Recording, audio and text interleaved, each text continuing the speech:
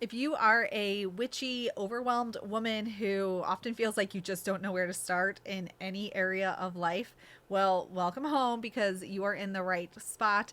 This is a Rooted and Ready video challenge, 5 short videos to help you be rooted and ready when you feel overwhelmed and don't know where to start.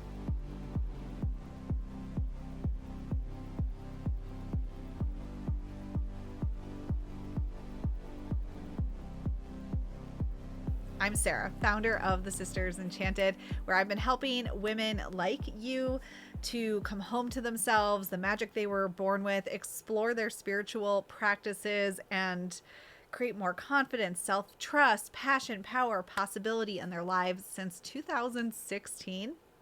And I'm very grateful to have you here for this challenge.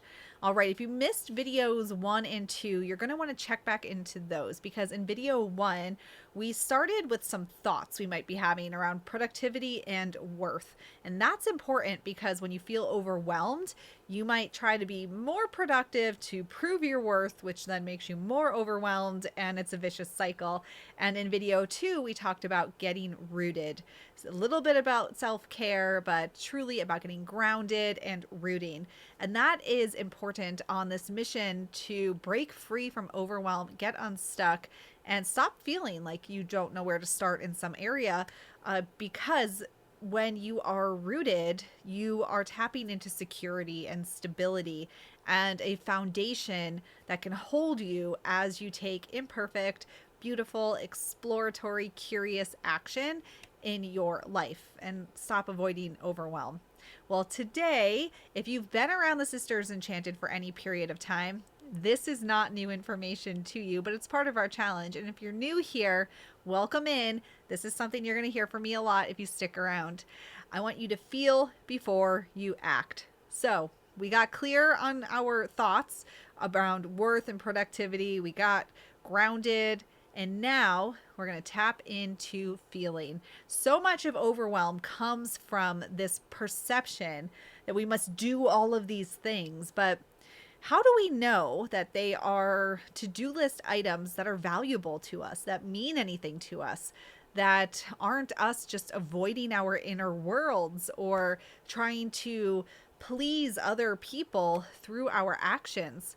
Well, we align them to feeling. So your challenge for today, this is probably the shortest video of this series, is to ask yourself, how do I want to feel?